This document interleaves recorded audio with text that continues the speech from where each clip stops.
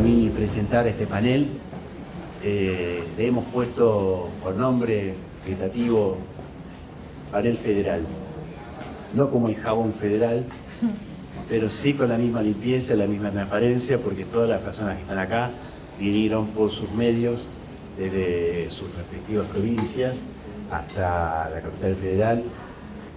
Ustedes saben que nosotros no tenemos fondo para pagarle viajes a nadie, así que lo primero que hice en el grupo de WhatsApp que tenemos fue decirles, miren, están todas invitadas, quieren venir, pero de pagar ni hablar. Así que están invitadas, pero cada una paga su pasaje y también quiero decir de alguna manera que en el mundo tiene que cortarse la cosa de todo en el Estado y todo con el pago del Estado y pasajes y viáticos.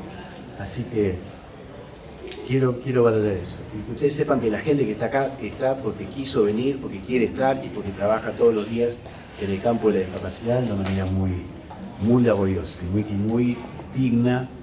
Y para mí es importante que ellas estén en las jornadas, de la misma manera que vengo proponiendo hace tiempo que vayamos creando una especie de red federal con colegas de todo el país que podamos debatir, donde no necesariamente pensemos todo lo mismo, porque yo no estoy de acuerdo con todo lo que dijeron aquí colegas y amigos del taller anterior, ni talleres, no tenemos por qué estar de acuerdo, ni les pido a ellos que estén de acuerdo con lo que yo digo, pero sí que tengamos una noción de lo que es estudiar el tema a conciencia, y acá veo alumnas o exalumnos que ya son graduadas del posgrado, y el posgrado es justamente eso, el posgrado en discapacidad es un lugar de encuentro con distintas perspectivas, con distintas posiciones, con distintos intereses también, porque me parece perfectamente lícito que las entidades que trabajan en medicina, sea la empresa de medicina prepaga, obras sociales, también tienen su perspectiva y tienen sus argumentos, y me da la impresión de que se produce ahí un no diálogo y una especie de batalla que nadie sabe bien cuál es el argumento del otro, pero finalmente de lo que refiere esto es la asignación de recursos, la asignación de muchos recursos, y en un campo donde hace falta que, independiente que yo no soy pro que el Estado haga todo, pero en este punto inevitablemente hace falta tener algún tipo de litigación que socialice los costos. Que socialice los costos. De esto estamos hablando básicamente. Que los costos en discapacidad no nos soporte solamente la familia de la persona con discapacidad.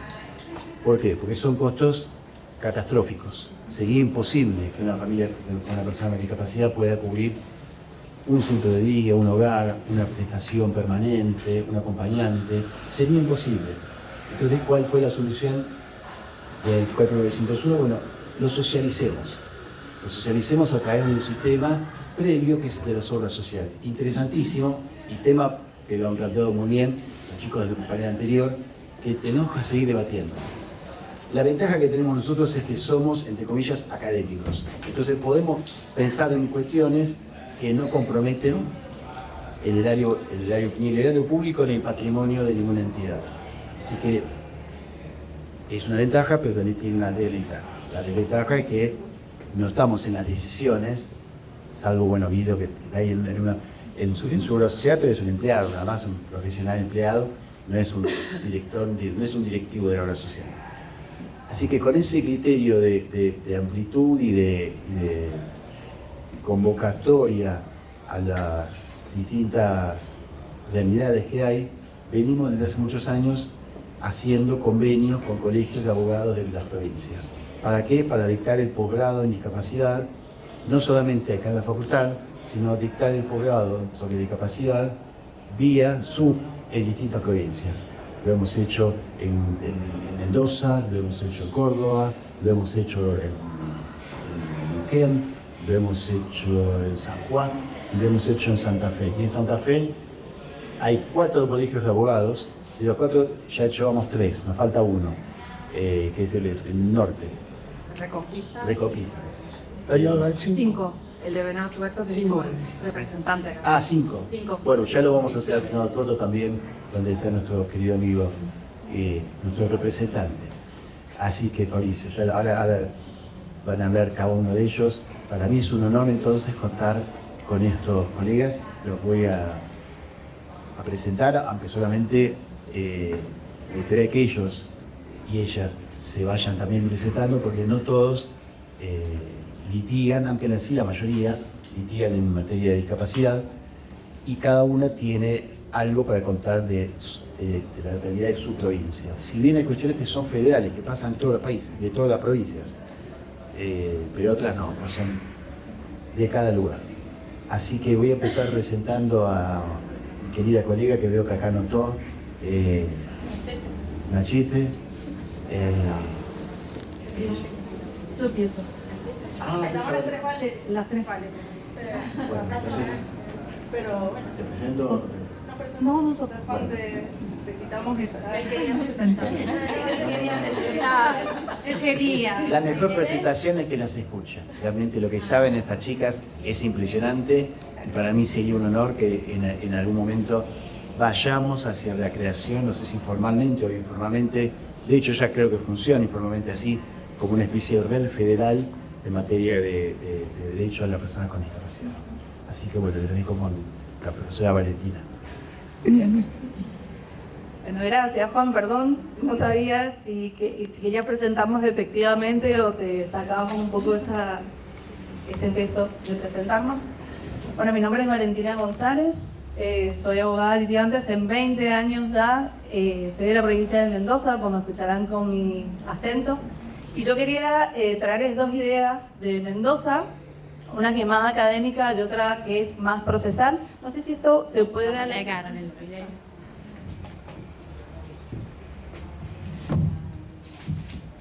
Traerles 2 ideas de Mendoza, de cómo estamos abordando el tema de discapacidad, pero antes, respecto a esto que vos decías, Juan, y que también hablaba recién el colega de salud mental, en materia de maestras integradoras y personal de apoyo en general, en Mendoza tenemos más demanda que oferta, es algo me parece que pasa a nivel nacional.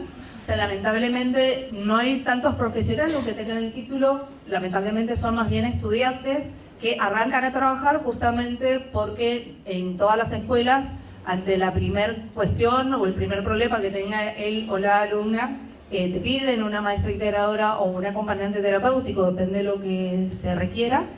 Y lamento decirles que no son 7.000 pesos los que cobran por hora. Yo recién estuve sacando, cuando vos decías el precio, está en 3.000 pesos, porque no facturan ellos directamente al no ser profesionales y no cumplir con todos los requisitos para poder presentar las facturas y cumplir con los 10 millones de requisitos que te piden para poder dar la prestación. Entonces tienen que facturar a través de un ortopedagoga que se da recibido, un psicólogo o algún profesional de lo que te requieren. ¿Esto qué significa, Juan? Como vos decías recién, que no queremos que las familias de personas con discapacidad suman el costo. Lamentablemente, la maestra que va a acompañar a un niño hoy por hoy con discapacidad a la escuela está cobrando 310.000 pesos cuando no tiene el título y tiene que facturar por otro, y por esos 3.000 pesos no se puede ni siquiera vivir. Estamos hablando de una persona que está trabajando 5 horas de lunes a viernes, con todo lo que habló recién el colega, con todo lo que significa estar con un niño que se está formando. Entonces, esa es la situación en Mendoza. Tenemos mucha más demanda que oferta, y es lógico porque ¿quién va a querer formarse y estudiar y ir a la facultad y demás, y sabes que lo que vas a cobrar va a estar muy por debajo de un salario digno, por así decirlo? Entonces, lo que hacen las familias, lamentablemente, es darle mucho más dinero, esos 310.000 pesos, que es lo que estarían cobrando, porque con eso no cubren ni siquiera muchas veces el costo mínimo del transporte.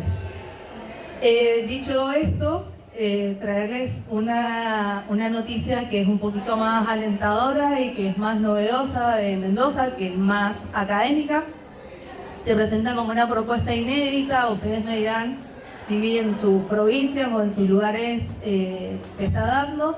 En Mendoza, desde abril de este año, desde hace 2 meses, la Universidad Nacional de Cuyo, que es la universidad como la UBA, que es nacional, dentro de la carrera de formación docente, ha abierto la posibilidad de que aquellas personas que tienen una discapacidad intelectual o cognitiva puedan acceder a la facultad. Todas estas personas que antes se quedaban afuera, porque obviamente que el universo universitario no les daba una propuesta académica, tienen la posibilidad, desde hace 2 meses, de acceder a una carrera con carácter universitario. O sea, hasta el año pasado, todos los que egresaban del secundario, que tenían alguna discapacidad intelectual, no les quedaba otra opción más que algún trabajo informal o ir a algún centro de día. Ahora tienen la posibilidad, igual que sus hermanos, primos, amigos, de poder ir a la facultad dentro del ámbito de la Universidad Nacional de Cuyo, que, para aquellos que no lo sepan, tiene un gran prestigio académico. Esta carrera tiene 3 módulos de 4 meses. Las personas cursan 3 veces a la semana, de 1:30 a 6 de la tarde. Tienen distintos ejes académicos. Ahora ha empezado hace 2 meses la carrera, o sea que vamos recién por la primer corte, no hay egresados todavía. Los profesores son especialistas en discapacidad intelectual o discapacidad cognitiva y tienen 6 ejes que me parecieron muy bonitos, por eso que me los escribí para poder compartirlos con ustedes. Un primer eje que trata de la ambientación universitaria, porque se cursa dentro del campus de la universidad. O sea que ellos conocen lo que es estar dentro de una universidad. Nosotros en Mendoza no es como acá, sino que la universidad tiene todas las facultades juntas, excepto la de agronomía, que está en un lugar más de campo. El resto están todas en un campus muy lindo. Ese es el primer eje que tienen estos alumnos. El segundo eje trata de desarrollo de competencias y habilidades sociales. El tercero, de formación para el mundo del trabajo, cuáles van a ser sus derechos como futuros trabajadores, cuáles van a ser también sus obligaciones como trabajadores, y hablan también de la seguridad y de la higiene. El cuarto eje hace referencia a la tecnología. Les van a enseñar todo lo que tiene que ver con el uso de las computadoras, con aplicaciones de celulares, con redes sociales. El quinto eje son seminarios vinculados con los intereses que tengan los estudiantes. O sea, se les van a preguntar a estos estudiantes qué intereses tienen, y en base a eso va a ser el taller que les van a dar de manera específica. Muchos de los que están en esta corte tenían intereses de índole agronómica, de huertas, y de tener sus propios cultivos y demás. Entonces, en base a eso va a ser el quinto eje.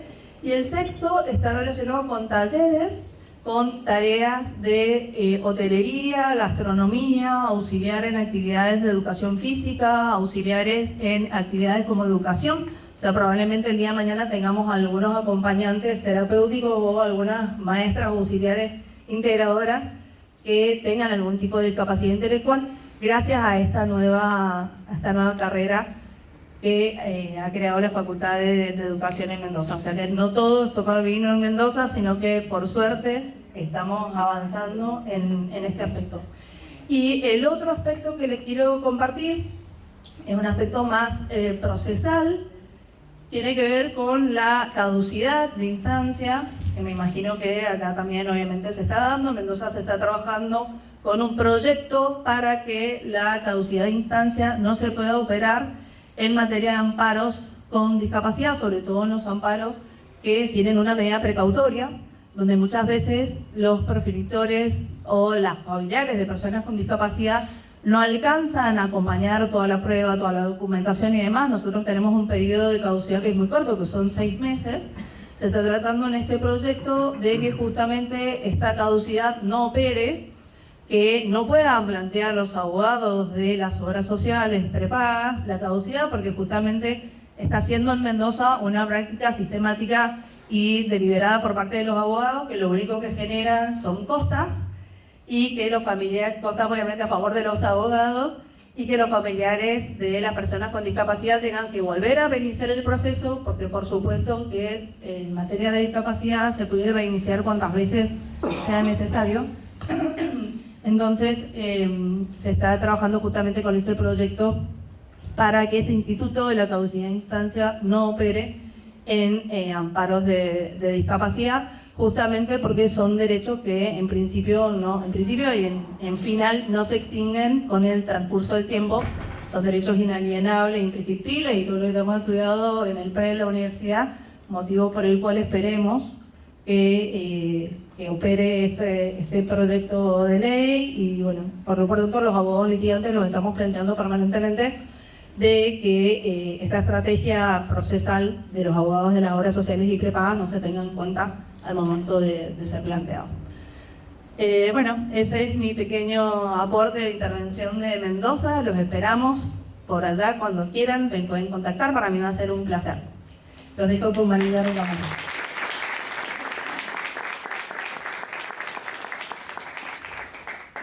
Bueno, y siguiendo la línea, sigue San Juan, Mendoza San Juan. Yo soy Valeria Ricabarren, trabajo en discapacidad desde hace un tiempo, vinculándonos en el foro de abogados de San Juan con esta temática. Se creó en el Instituto de Discapacidad hace más de 10 años y desde ahí venimos generando contactos acá con la UBA, con los cursos intensivos con el doctor SEA, que llevamos adelante estas capacitaciones desde el año 2018 hasta la fecha. Ese desafío implica una gran oportunidad para los abogados, profesionales y demás que estamos vinculados a este campo, que vivimos en las provincias, que es la forma de llegar y de conectar y de vivir y poder tener la posibilidad de capacitarnos como profesionales y docentes de gran trayectoria de la UBA y de otros lugares del país. Desde ese lugar venimos trabajando y llevando adelante estas actividades y nos ha dado la oportunidad de contactar a gente como Fabricio, muchos de los que están acá o muchos de los alumnos que han estado en estos cursos han continuado con el segundo paso que le digo yo, que es la carrera de especialización en discapacidad de derechos. Uno de esos fue, por ejemplo, yo hice ese camino, y varios de los que hemos estado acá, que estamos acá en este panel, lo hemos hecho. Siendo, digo yo, el curso intensivo es un primer paso y uno se queda con ganas de seguir aprendiendo, y en ese sentido la carrera viene a completar y a darnos más formación, más temas y demás. Y bueno, una instancia para recorrer, la recomiendo a los que no lo han hecho, a los que están en duda o a los que no saben si hacerlo o no. Da la posibilidad de cursar por materias, entonces si uno lo puede todo el mismo año, bueno, lo va haciendo al ritmo que lo pueda, y realmente es un ida y vuelta muy valioso con los docentes. Y también destaco mucho, tanto en los cursos intensivos como en la carrera, el grupo que se genera entre los compañeros, que trasciende lo que es el curso mismo. Bueno, Juan Bonini ha sido compañero también en la carrera, Mariela. Entonces se va generando eso, y no sé si en todas las instancias de formación pasa.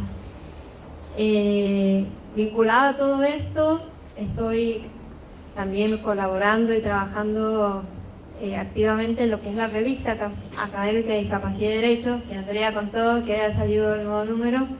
Y aparte de invitarlos, obviamente a publicar, a mandar artículos, comentarios a fallos, resoluciones, legislaciones que pueden ser del lugar de cada uno o nacionales. O por ejemplo, yo le decía en una oportunidad a Fabricio, bueno, este caso que llevaste y saliste fallo, comentarlo para la revista, a Fabricio o muchos. Y entonces de ahí vamos interactuando en esta red federal o equipo federal que Juan nos promueve participar y generar. O sea que todo va sumando, los cursos, la carrera, la revista, y desde ahí nos vamos conociendo. A mí estar hoy acá me ha representado una oportunidad muy valiosa, porque he conocido personalmente a mucha gente que veía por Zoom, como Alejandra Lorenzo, a Fabricio, bueno, por ejemplo a Romina, que está, o sea, la había visto en Zoom, escrito, y hoy nos vemos personalmente. Esto genera estos encuentros, y de acá nos vamos como fortalecidos y más unidos, digamos, en este sentido. Agradezco mucho la oportunidad que nos dio Juan para estar acá. Es cierto que hemos venido con nuestros medios, pero venimos con entusiasmo y ganas, es lo que nos trae siempre. a seguir sumando. Y para contarles de San Juan, yo sumo un poco lo que decía Valentina de esta instancia que está en la Universidad Nacional de Cuyo. Hay otra cual en la Universidad Católica de Cuyo, que es privada. No hay la nacional de San Juan, sino la privada que está. Desde el año pasado hay una instancia formativa de capacitación, un trayecto inclusivo para personas con discapacidad que se reciben de asistente administrativo. Yo conozco personas que lo han cursado el año pasado y se han recibido, hijo de una amiga mía, y el requisito es tener mayor de 18 años, haber cursado cualquier modalidad de la formación previa, digamos, sea de educación común o especial, y esta instancia tiene un cursado acorde al tiempo, o sea, es reducido en el tiempo del horario, y al culminar realizan pasantías para llevar después a la práctica su trabajo como asistente administrativo en el futuro, donde uno pueda lograr, como cualquiera de nosotros, insertarse laboralmente. Conozco algunos chicos que hicieron su pasantía en el Poder Judicial, otros en la Escuela de Educación Especial, y desde ahí se va generando, bueno, la inclusión, como decían, a lo largo de toda la trayectoria y finalmente en la etapa laboral. Y también contarles como una experiencia profesional propia, más allá de lo que todo uno ve como judicial, que también la instancia administrativa es muy valiosa y por ahí nos evita llegar a una demanda, a un amparo. Particularmente yo estoy ahora trabajando en la Dirección de Defensa del Consumidor en la provincia de San Juan y desde ahí generamos se presentan muchos reclamos a obras sociales, prepagas, y logramos, en algunos casos sí, siempre depende por supuesto de la voluntad de las dos partes, o sea, principalmente en este caso de la denunciada, la obra social, de llegar a un acuerdo y que esta persona o esta familia evite llegar a un amparo. Se presenta la denuncia y después se notifica con una medida cautelar, sin una cuestión urgente, como tal que empiecen a dar cumplimiento y se fijan audiencias pronto, ¿no? O sea, si vienen las audiencias son más a largo plazo, acá en este caso son más pronto. Entonces, yo he tenido experiencias donde ha ido la obra social, han dialogado con los denunciantes de la familia, del padre, la madre, la misma persona, y se ha logrado llegar a acuerdos, o por lo menos entenderse y decir, bueno, acá falta esto, acá falta lo otro, vamos a otra audiencia, mediamos, y realmente se llega a un acuerdo. Entonces, también me ha pasado en el reclamo administrativo, esto de la parte privada que yo presenté en una obra social, nos citaron a entrevistas a mí y a mi clienta por separado, después en conjunto, y logramos llegar a un acuerdo para que le dieran la prestación de un asistente domiciliario durante todo el día, porque esta mamá de una persona con discapacidad ya mayor, 40 años o más, ya no podía hacerse cargo de su cuidado. Entonces, en este caso también se resolvió una instancia administrativa con tipo mediación y acuerdo. Y bueno, desde mi lugar siempre insto a tratar de llegar a acuerdos y valoro mucho cuando una obra social, o en este caso en Defensa del Consumidor, van los abogados de las obras sociales y se puede acordar. Porque si no hay del otro lado como una mirada positiva para decir, bueno, yo tengo que respetar esto porque es lo que me dicen a mí de la obra social, pero entienden y valoran la normativa que nos amparan y dicen, bueno, sí, el derecho está, si yo me niego a hacerlo, y si yo, entonces acortamos tiempo y esta instancia administrativa nos da una herramienta muy valiosa que lleva a muchos de nosotros no solo como abogados, sino como personas y dialogar y desempeñarnos y tratar de promover el encuentro de los intereses, ¿no? Así que bueno, una vez más agradezco y muy contenta de estar acá. Y como dice Vale, después de que vayan por Mendoza, pueden pasar por San Juan, hasta seguir tomando vino, o hacer los lugares que tenemos, o a pasear por el dique o por cualquier lado. Así que aparte Vale es sanjuanina, o sea, su origen es de sanjuanina y mendocina después, así que bueno, gracias.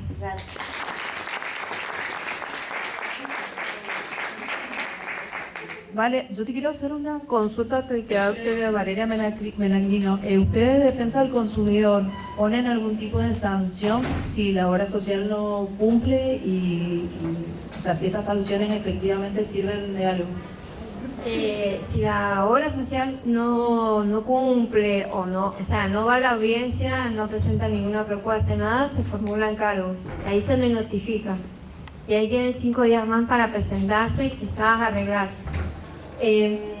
Los cargos arreglan y después se le fija una multa, pero esa multa va para el Estado. Que esa multa, pues, si no cumple, o sea, si se me notifica la multa y no cumplen voluntariamente el reclamo, esa multa la ejecuta Fiscalía. Y la ejecuta Fiscalía y sí. Yo, los valores de la multa, yo no estoy en esa instancia porque lo fija otra área, pero a mí me queda la duda, si le hace ruido a la obra social la multa que le fijan. Yo creo que últimamente hay multas que sí, pero bueno, también están después obligadas a publicar la resolución de la multa, a dar a conocer y demás. Pero la gente queda a mitad de camino. O sea, la persona que fue a hacer reclamo, yo por eso insisto y pongo como muchas audiencias para tratar de llegar a un acuerdo. Porque si no, la persona, bueno, le queda la vía judicial, que yo le digo, bueno, no hay acuerdo, no hay nada, está la vía judicial, que la pueden hacer en paralelo también. Por ahí si se demora mucho esta instancia administrativa, yo le digo, mira, andá haciendo el amparo, junto con esto, no esperes a la resolución, porque sobre todo si es algo muy urgente, o sea, qué sé yo, pero... Por ejemplo, el otro día yo tuve un caso de una señora que era por la silla de ruedas o por un trasplante, por una prótesis, y llevaba como 2 años reclamando a la obra social y demás. O sea, y se veía agravando su situación. Entonces, bueno, es urgente ya, entonces, por suerte fueron. Y están ahí viendo como que a ella le faltaba en el pedido médico una especificación para que sea una prótesis importada y no nacional, que es lo que le querían dar. Entonces, bueno, eso es una cuestión que siempre lo recalcan en las clases de amparo, de que el pedido médico tiene que ser bien fundamentado y bien... porque yo quiero la prótesis nacional, yo profesional indico la prótesis importada y no la nacional, o porque esta medicación y no la otra, específica, bien fundamentado con todos los términos médicos que los abogados no entendemos y que el juez también como abogado no entiendes 100%, para eso se vale de la prueba del equipo de asesores o interdisciplinarios que lo pueda acompañar en el proceso, pero se fijan multas y avanza. Pero para mí es mejor que más que una multa que va al Estado, vaya directamente, o sea, se logra un arreglo. Y hay empresas que dicen, otro tipo de empresas dicen, de planeador dicen, prefieren pagar la multa a arreglar con el beneficiante. Es más barato. Claro, les dan lo mismo, o sea, y digo yo, pero para que venga a denunciarte, o sea, porque no es que la empresa no va a pagar por un plan de ahorro, no sé cuánto le hace ruido que le ponga una multa, no sé. ¿Allá cómo es? No, nosotros no tenemos la instancia de ir a Defensa del Consumidor. Es más, me parece buenísima la opción, pero no la tenemos en materia de discapacidad. Directamente, en ese caso de la señora de la prótesis, meteríamos una medida precautoria, o sea, el amparo con medida precautoria. En el caso de no cumplimiento, los jueces imponen astreites de 50.000 pesos, que también, o sea, es un chiste para una obra social. 50.000 pesos prefieren ser... Sí, por día, pero bueno, claro, nada. No. Frente a prestaciones que son de muchos millones, 50.000 pesos diarios, es como si a mí me pusieron una multa de $1 argentino, o sea, no me mueve la aguja para nada. ¿Puedo hacer una pregunta? ¿Cuál es la titulación de la carrera que dijiste que está en la facultad? Dentro de la facultad, tuve la suerte de cursar la carrera de especialización en discapacidad de derecho de la mano del doctor Macera. Tuve la suerte de que El primer año lo hice de manera presencial, prepandemia. Ya en el segundo año nos tocó la virtualidad, así que a muchos de los que están acá los conozco personalmente desde el 2017 por allá. Mi idea de traerles desde Córdoba, primero una serie de, como si fuese un punteo, en realidad como para darles una idea de lo que está sucediendo en Córdoba, principalmente a nivel provincial, que tenemos, como dijo acá la colega Chavarri, que es la Administración Provincial de Seguros de Salud, de Servicios de Salud, que es la APROS, que digamos, acapara, lo que vamos a decir, la palabra es acapara, no abarca, lamentablemente de forma obligatoria a la mayoría de los, a la totalidad de los empleados públicos, las personales de la fuerza de policía, bueno, docentes. Hay muchos, digamos, rubros que son todos dependientes de lo que es la justicia provincial, la órbita provincial pública, que están lamentablemente bajo el ala del APROS, de forma obligatoria y compulsiva. Por más que quisieran a lo mejor contratar después una empresa de medicina privada, están en todo su derecho a hacerlo, pero los aportes que le retiene dentro de sus haberes el APROS son bastante altos. Una de las particularidades que, bueno, comentamos antes es que tiene su propio nomenclador. Es un nomenclador que, digamos, al no estar adherido a la ley 24901, tiene valores inferiores. Piensen ustedes lo que conversábamos recién, de que ahora están evaluando la posibilidad de equiparar a valores nacionales cuando el nomenclador nacional no se actualiza desde la resolución 9 del 2024. Entonces, ya de por sí son bajos. Bueno, en este caso, casi todo lo que quisiesen equiparar van a seguir siendo bajos. Lo que tiene la APROS también es las características de tener una cartilla sumamente cerrada. Es muy difícil lograr que la APROS cubra por fuera de la cartilla, porque teóricamente tiene amplia cantidad de prestadores. El tema es que, por ejemplo, con transporte es uno de los mayores problemas, porque no hay transportistas. Justamente es tan poco lo que se paga y tan a destiempo lo que se paga, que los transportistas no quieren brindar servicios para la APROS. El tema es que muchas veces, administrativamente, se le exige a las familias que acrediten, digamos, la negativa de los transportistas que están en el nomenclador en su zona de residencia para poder habilitarle, por excepción, el tema de la cobertura de prestadores por fuera de cartilla. Otra de las particularidades que es tremenda en el APROS es que, por ejemplo, el APROS no cubre pañales. Hemos tenido que judicializar, hemos tenido que hacer acciones de amparo por la cobertura de pañales. El objeto propiamente dicho era pañales, ni siquiera pañales con alguna especificidad médico-técnica, llamémosle, porque hay algunos casos que son distintos, sino pañales simplemente, y no en el caso donde hay situaciones border, por ahí donde hay un niño cuasi adolescente que por ahí está con posibilidad de controlar esfínteres, sino cuando tenemos personas de 40 años que no controlan esfínteres, bueno, los pañales no se cubren. La respuesta es que no está dentro del menú prestacional de la APROS.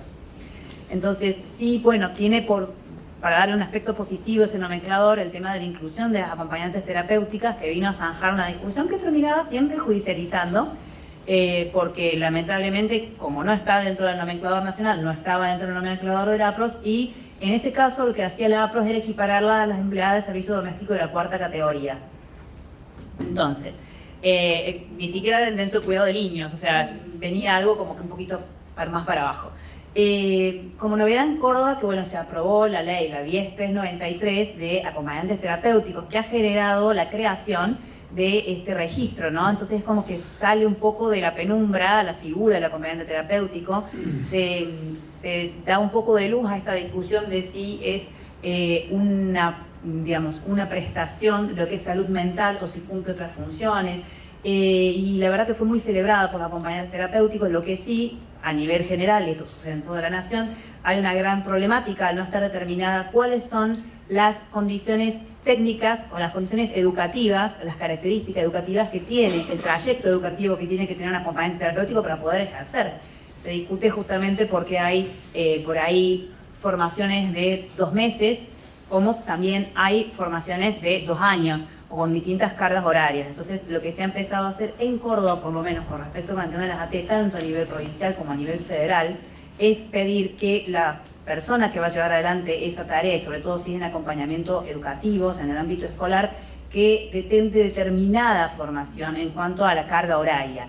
No quiere decir por eso que si por algún motivo esta persona venía trabajando, en este caso una niña con un niño, y haya generado un vínculo, se lo vaya a dejar de lado, o no se lo vaya a reconocer, no se lo vaya a cubrir, ¿sí? Porque no tenga la titulación de X cantidad de carga horaria, pero si uno va a peticionar desde el cero una cobertura, y es prudente en este caso asesorar y aconsejar si se fijen qué titulación tiene, qué titulación puede aportar como para justificar el expertise, digamos, en su trabajo. Después en Córdoba también, en realidad, si bien hablaron ayer, es difícil, digamos, plantear la temática porque en realidad toda la temática de discapacidad entre el día de ayer y el día de hoy se abordó. Entonces por ahí es como que uno trata de traer ciertas cuestiones particulares, provinciales, ¿no? Ayer se habló de las capacitaciones obligatorias y bueno, Córdoba tiene la ley Córdoba Inclusiva que prevé la capacitación obligatoria a los empleados de la parte pública. También se ha desarrollado una capacitación a nivel intratribunales, ¿sí? Y en el Colegio de Abogados de Córdoba, que ahora voy a empalmar con la segunda parte de lo que quería comentarles, y lo hice pensando mucho en ustedes, modifiqué parte de lo que iba a plantear en su presencia y en la experiencia que a Córdoba le trajo el tener el contacto con estas jornadas.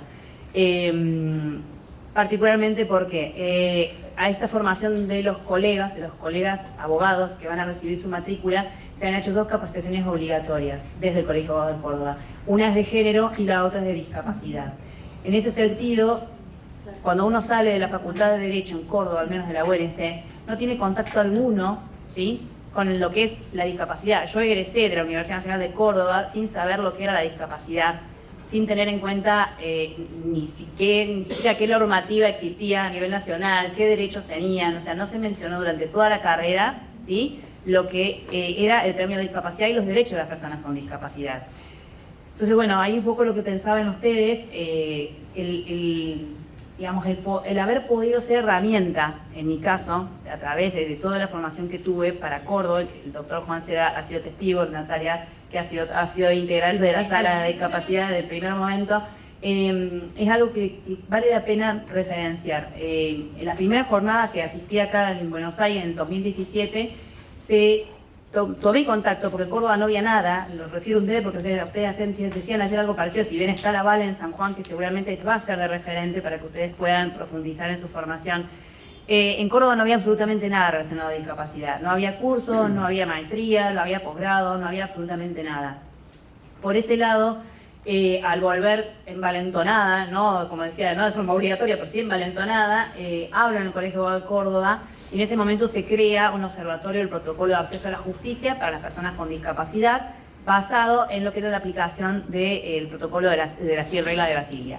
Se realizó un relevamiento en tribunales de provincia, en tribunales federales, bueno, arrojó resultados que no cayeron muy en gracia, pero que, bueno, contrastaba la situación real, ¿no?, desde personas con baja estatura que eran colegas y que tenían que ir a las farapillas y las farapillas no llegaban a poder hablar, personas con discapacidad visual que no podían tampoco ejercer su trabajo, digamos, en condiciones de igualdad con los demás colegas, bueno, varias cosas. Pero eso no quedó ahí, eso fue en realidad el puntapié inicial, porque justamente en ese momento de inicio de la formación, de la especialización, esta especialización que dura 2 años, que realmente es sumamente enriquecedora. O sea, yo siempre les digo que cuando tienen la posibilidad de por ahí cursar los cursos intensivos, ¿sí?, que se brindan de manera online, es una formación académica de excelencia, pero, como dijo bien Vale, le queda ese gustito de más, esas ganas de más. Bueno, justamente para eso está la especialización, que son 2 años, y que da obviamente el título de especialista, y que realmente abarca todas las áreas que atraviesan o que son atravesadas por la discapacidad. Una vez, digamos, con este envalentonamiento se logró la formación y la creación en el Colegio de Abogados de Córdoba de la Sala del Derecho de las Personas con Discapacidad, de la cual pudimos después, con el convenio con la UBA, brindar 2 años consecutivos el curso intensivo. Bueno, parece que lo vamos a poder dar este año nuevamente. A raíz de eso y en el medio de toda esa vorágine, logramos siempre, como Picasso, muy a pulmón, cero partidario, porque cero apoyo político, sino que más que nada las ganas, el entusiasmo, logramos que por primera vez en la Facultad de Derecho de Córdoba, la Universidad Nacional de Derecho de Córdoba, se dictara la materia opcional de discapacidad y derecho. Yo les explico que en la Facultad de Derecho hay, como todas las currículas, materias obligatorias y uno tiene que cumplimentar una cantidad de puntos, se llamaría, o créditos, ¿sí?, con materias optativas. Esas materias optativas tienen diversas áreas, abordan diversas áreas, hasta portugués, o sea, hay muy variada elección, ¿no es cierto? nosotros logramos, a partir del derecho, de la cátedra del Derecho Procesal Administrativo, que nos dieron la mano porque tenían que apadrinarnos de alguna manera, que se pudiera aprobar la creación de la materia de discapacidad y derecho como opcional. La inscripción se abrió y el primer día se llenó el cupo de 100 personas.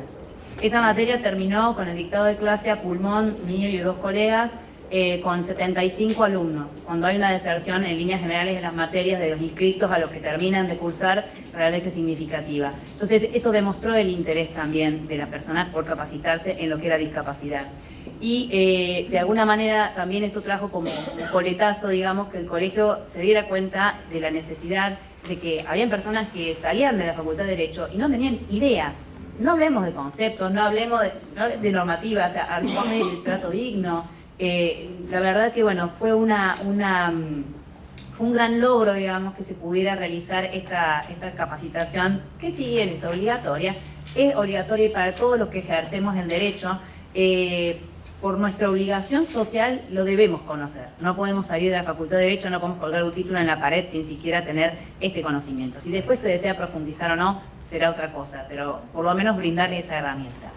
Bueno, más o menos era eso, lo pensé mucho en ustedes porque todo ese devenir, nosotros celebramos las jornadas también, porque bueno, Juan y la organización así lo decidió, en Córdoba fue la última jornada presencial antes de la pandemia, después se siguieron manteniendo a través de la virtualidad, pero bueno, la verdad que yo creo que pude aportar a través de todo el aprendizaje de todos los colegas y cuando hemos tenido situaciones particulares, que bien lo saben, se ha tirado SOS a los colegas y siempre nos han brindado. Esa red federal de la que habla Juan está formada, está súper activa. Y eso es en base a esto que estamos haciendo acá en este momento, esa interacción que tenemos y obviamente a la empatía que nos mueve a todos por la temática, porque si no hoy no estaríamos acá. Así que bueno, no quiero extenderme, somos muchos, le tengo que hacer la palabra acá, a mi izquierda, así que bueno, nada, muchas gracias.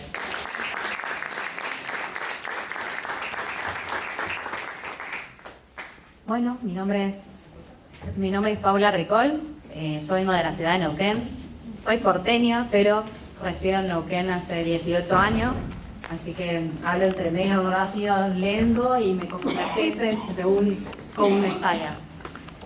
Así como hablaron soy abogada también, así como hablaron acá mis colegas, les vengo a comentar de la situación de Neuquén.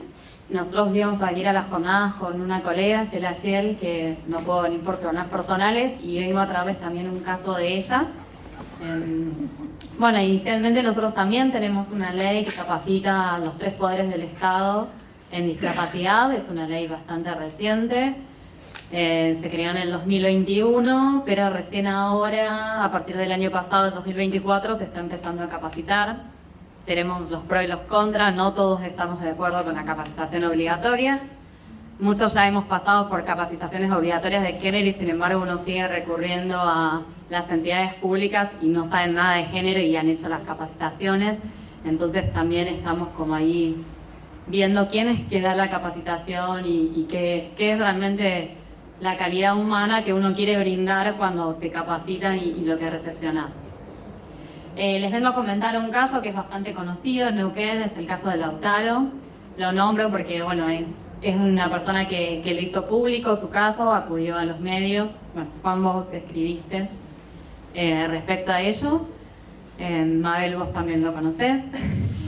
Así que Lautaro es un chico con síndrome de Down. ¿Sí? Él transcurrió toda su escuela secundaria en una escuela común, una escuela inclusiva, una escuela técnica y profesional, donde los chicos salen con un título técnico y que los habilita para determinada profesión. Tiene determinado tipo, como por ejemplo carpintería y otras especialidades y otros oficios. En el momento de recibirse, Lautaro recibe su título y en el título le figura una inscripción, una leyenda bastante grande que dice que el título no es habilitante para la realización de no puede realizar su profesión, no es habilitante para realizar su profesión por la responsabilidad civil que conllevaba esa profesión. El miércoles me tocó dar una clase a los chicos que hay algunos presentes. Y justamente es una clase de amparos donde estábamos hablando de cómo era el procedimiento de amparo, cuándo se recurría al amparo y hablábamos de agotar la vía administrativa, así como lo comentó Valeria. y que no era necesario, que constitucionalmente no es necesario agotar la vía administrativa, pero por ahí la importancia que tiene, bueno, en el caso de Lautaro, así como sucede en Defensar y Consumidor en San Juan, en el caso de Lautaro se pudo resolver agotando la vía administrativa, no hubo que recurrir a la vía judicial, con todo lo que esto conlleva, el esfuerzo económico de una familia, el tiempo que lleva un proceso judicial. Lautaro recurrió a través de un reclamo que hizo Estela ayer, una colega de Neuquén, al Consejo Provincial de Educación, reclamando la igualdad sin discriminación en su título, dado que él tenía los conocimientos y las capacidades para ser un profesional carpintero. Al recurrir entonces, el Consejo Provincial de Educación hizo lugar a este reclamo, no hubo que recurrir a la vía judicial, y resolvió el Consejo Provincial de Educación que se eliminara esa leyenda que figura en el título de Lautaro.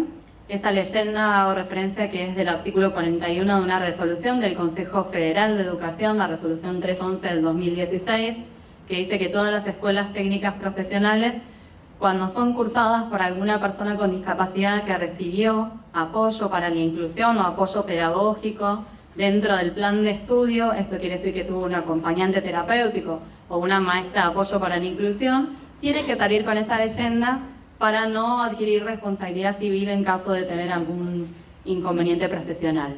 Bueno, el Consejo de Educación, como les decía, resolvió modificar ese título, intimó a la escuela que rectificara el título sin esa leyenda, y como argumentos, uno de los que da, porque es un informe de varias páginas ¿sí? que responde el Consejo Provincial de Educación, habla que el acceso a la educación es no solamente sin discriminación y en igualdad de condiciones, sino que se tiene que otorgar a todas las personas con discapacidad instrumentos que le permitan ejercer su profesión, ¿sí? O sea, que si la persona realmente tiene las capacidades, que bueno, ese es otro tema también para discutir, pero que si la persona tiene las capacidades, el título se le debe otorgar. Así que bueno, hoy Lautaro en Neuquén tiene su título habilitante e incluso con ese título puede acceder también a una educación superior, ¿sí? Más allá de su secundario.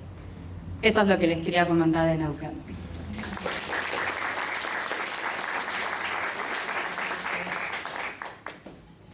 Hola.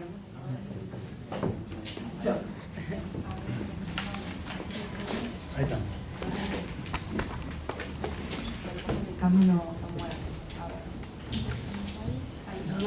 ¿Se escucha? Bueno, hola, buenas noches. Mi nombre es Trucero, soy de la ciudad de Venado Tuerto, provincia de Santa Fe. Estoy sumamente agradecido con el doctor Seda por invitarme a ser partícipe de este grupo y con cada uno de los integrantes, porque nos conocíamos vía cámara. Y entonces hace 3 años los conozco a través de una cámara. Entonces voy a tratar de poder dar la conferencia sin vergüenza, porque es mucho más fácil hablar de una cámara que face to face. Yo preparé, digamos, el tema cómo la ciudad de Venado Tuerto trabaja la discapacidad. O sea, tuve una reunión con el intendente municipal, el doctor Lolo Chalera, y con asistentes sociales de la Secretaría de Desarrollos Humanos, y me comentaron que están en base al artículo 3 y al artículo 9 de la Convención Internacional de los Derechos para las Personas con Discapacidad, que hablan sobre accesibilidad. Están trabajando sobre una red de rampas, porque de tanto molestarnos, porque yo por mi discapacidad motriz ando en un scooter ortopédico y digamos las rampas que hay en la ciudad, algunas son de este tamaño y me, digamos, estropean las gomas. Entonces sinceramente fui varias veces al consejo, me escucharon, entonces me dieron la posibilidad de empezar a trabajar sobre este tema.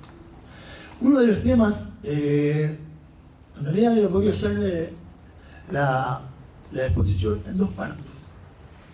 Primero, cómo trabaja el municipio, porque están modificando una ordenanza vinculada al transporte urbano, en el cual va a haber 3 líneas de colectivos dedicadas pura y exclusivamente a las personas con discapacidad.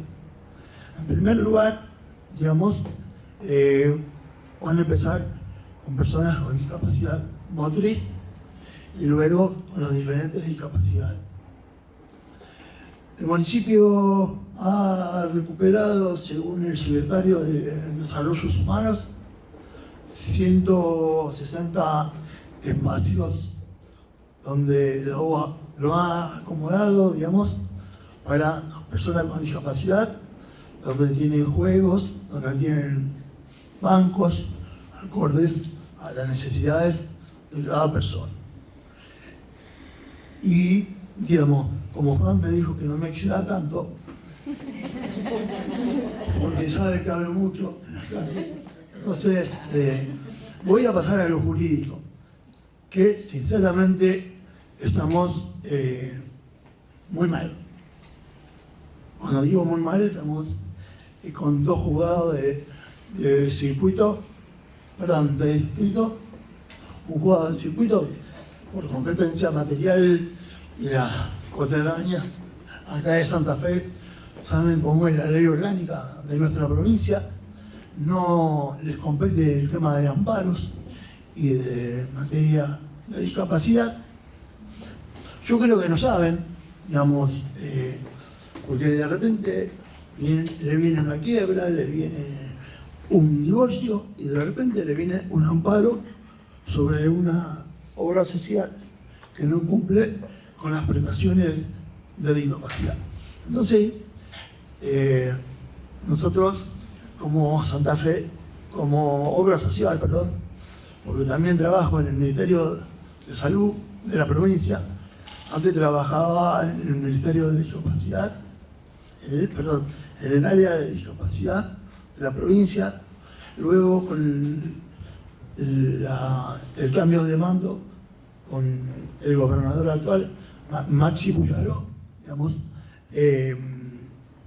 discapacidad pasó al área de asistencia social y yo quedé en el Ministerio de Salud y el referente de Venado Tuerto se ve que no consideró, cuando el tema de poder seguir en el área de discapacidad, me dijo que no hacía falta un abogado en el área.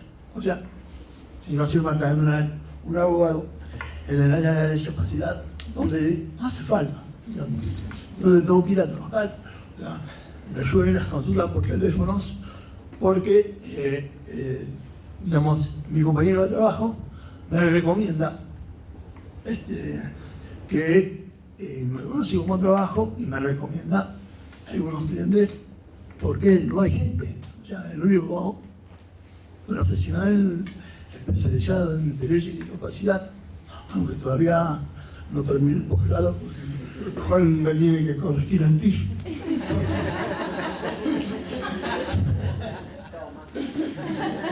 Va a ser de factura.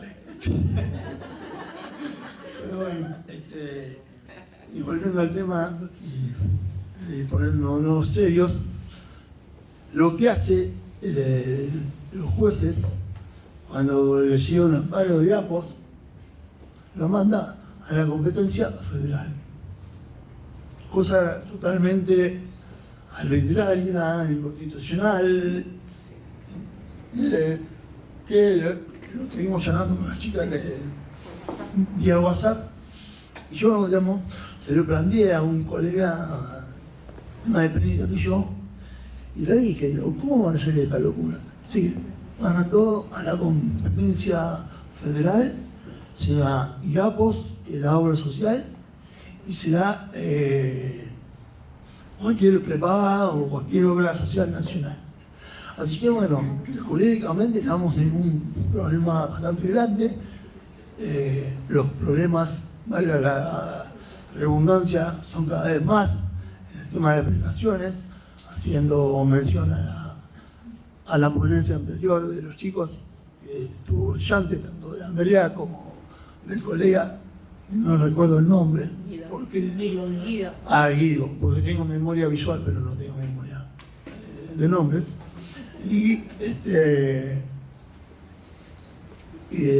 por último, estuve hablando también cómo se maneja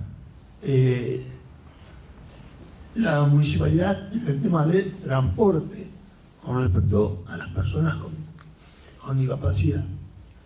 Tiene 2 Traffic que la compraron con fondos de la municipalidad, que hace de municipio, facilitador, y acompaña a la gente, porque al ser una sociedad pequeña, digamos, es grande, pero digamos, en el foro nos conocemos todos, y en el ambiente de discapacidad también nos conocemos todos. Coordinan con la Junta Médica, que está en el Hospital Regional Alejandro Gutiérrez, el cual yo trabajo, y acompañan, llevan a esa gente a sacar el CUT y lo acompañan hasta que el CUT les sea otorgado. Luego, hablando con asistente social, me comentaba que varias veces las maestras le comentan que si no fueran por el apoyo de la municipalidad, digamos, los niños no tendrían la posibilidad de ir a clase porque tienen las prestaciones cortadas debido a las obras sociales. Eso es lo que tengo para decir de Venado Tuerto. Les agradezco el silencio, les agradezco el respeto y muchas gracias.